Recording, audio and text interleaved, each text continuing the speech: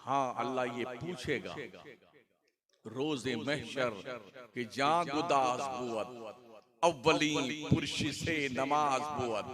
बोल बंदे, मैंने तुझे जिस मकसद के लिए पैदा किया था उस मकसद को तूने पूरा किया? ये तो इमाम लोग बताएंगे कितने नमाजी हैं आपकी मस्जिद में। हालांकि भी जामा मस्जिद में मैंने मगरिब की नमाज पढ़ाई है, तो शायद कोई 1.5 सफ नमाजी थे, सिर्फ 1.5 सफ। क्या मुसलमानों को जमीन खा गई? आसमान ने उचक लिया?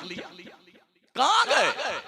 ओ लोगों, अल्लाह की रोजी दिन भर में 3 बार ठूस ठूस के हलक के ऊपर तक खाने वालों, और हरदम भेड़ बकरी की तरह कचर कचर चक्को पकौड़ी, समोसा, काजू कतली, गुलाब जामुन और मिठाई खाते रहने, चिकन क्रिस्पी और चिकन चिल्ली तोंद पे हाथ फेर पे के खाने वालों, कहां मर जाते हो? नमाज का वक्त आता है।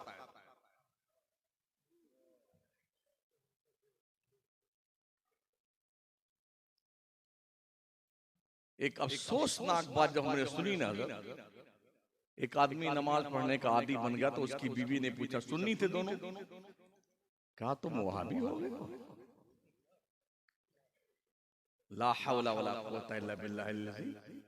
गोया हमारी सुन्नियत इतना भी नहीं जानती है, हमारा सुन्नी मुसलमान मर्द औरत, कि नमाज हम पर ही फर्ज है, किसी और पर नहीं।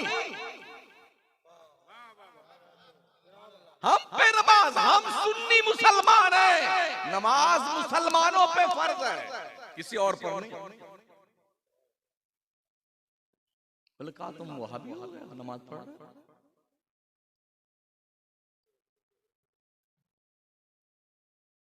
पंज वक्ता नमाज मुसलमानों की 2% आबादी पढ़ती है।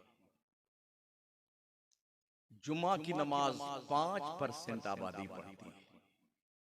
फिर कहते हो हम यहाँ मारे जा रहे हैं, वहां मारे जा रहे हैं, नौकरी नहीं मिलती, कोई हमारी सुनता नहीं। क्यों कोई सुने तुम्हारी? तुम अल्लाह की नहीं सुनते हो, दुनिया तुम्हारी नहीं सुनती है। चले भाड़ में जाओ। पूरी दुनिया काफिर मुर्तद हो जाए, अल्लाह का कुछ नहीं बिगड़ने वाला, और पूरी दुनिया 24 घंटे सजदे में रहे, अल्लाह का कुछ भला नहीं होने वाला है। ये नमाज तेरे लिए है, रोजा तेरे लिए, हज ज़कात तेरे लिए, नेकियां तेरे लिए है। करेगा तो तेरी खबर रोशन होगी। अल्लाह इरशाद फरमाता है, मन अमिला सालिहन मिन ज़करिन औ उन्सा व हुवा मुमिन फलनुहय्यिन्नहु हयातन तय्यबा। जो लोग अच्छे अमल करें, मर्द हो या औरत, जो मुसलमान अच्छा अमल करे, अल्लाह कहता है मेरा वादा है कि मैं ऐसे मुसलमान को अच्छी जिंदगी जिलाऊंगा। अल्लाह अगर किसी को अच्छी जिंदगी जिलाने पे आ जाए, है कोई माई का लाल जो अल्लाह को रोक सके?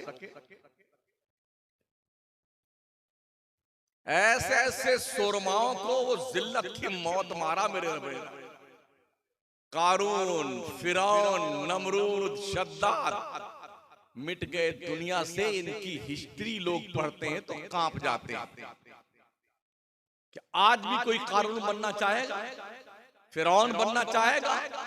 नमरूद बनना चाहेगा? बड़ी कोशिश कर ली थी उसने, फिरौन ने 70,000 लोगों को मार डाला इस डर से कि कोई मूसा इसमें ना हो। 70,000 बच्चों के हमल गिरवाए गए माओं के पेट से कि कोई मूसा पैदा ना हो जाए। आखिर पैदा हुए मूसा पैगंबर। नजूमियों ने बताया कि वो तो पैदा हो गया जिसके डर से तुम सबको मार रहे थे। ढूंढते रहे लोग, किस घर में पैदा हुआ, किस घर में पैदा हुआ। हजरत मूसा की बहन और उनकी वालिदा बहुत खौफजदा थी।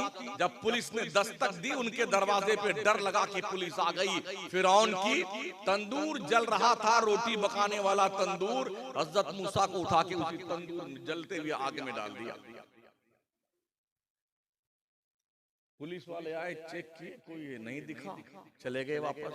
जल्दी से गई, देखा तो हजरत मूसा गुलाब के फूलों से खेल रहे हैं। कहा बात फिर भी तो नहीं बनेगी, आखिर पता तो चल ही जाएगा फिरौन को। तो जानते हो क्या हुआ? एक दरिया बह रहा था साइड से, एक डोला बनाया, उसी डोले में हजरत मूसा को लिटा दिया, दरिया के पानी के ऊपर तैरा दिया। अब जहां जाएं अल्लाह इनकी परवरिश करे। आगे जब ये दरिया के अंदर बहते हुए चले ना, हजरत मूसा अपनी डोले पे लेटे हुए हैं, 2-3 दिन के हैं। एक शाख उसी दरिया से बह करके फिरौन के महल के किनारे से गुजर रही थी। वो डोला बजाय उधर मेन दरिया में बहने के उसी शाख में आ गया। उस वक्त जब हजरत मूसा का डोला फिरौन के महल के सामने से गुजर रहा था, फिरौन अपनी बीवी हजरत आसिया के साथ चहल कदमी करने के लिए, ठंडी हवा खाने के लिए किनारे दरिया के आया हुआ था। हजरत आसिया को कोई बच्चा नहीं था, उन्होंने कहा किसी को देखो, उसको कोई बच्चा उसमें बड़ा खूबसूरत है, इसको निकालो और हम इसको पाल लेंगे, हमारे पास कोई बच्चा नहीं है। फिरौन ने उस बच्चे को निकाला, उसे क्या पता था यही मूसा है। निकाल के लाया, परवरिश पाने लगे। देखिए अल्लाह कहां परवरिश करवा रहा है। दुश्मने जान के यहां मूसा की परवरिश हो रही है। एक दिन खेलते खेलते गोद में लिए हुए था फिरौन, हजरत मूसा ने उसकी दाढ़ी पकड़ के नोच ली। तो बड़ा जज्बस हुआ। कहा आसिया में कहता था ना, मुझे लगता है ये वही लड़का है। हजरत आसिया ने कहा तुम भी बच्चों की बात को इतना केयर करते हो, छोड़िए इस बात को। पले बढ़े मूसा हजरत मूसा फिरौन मरबूत के घर में।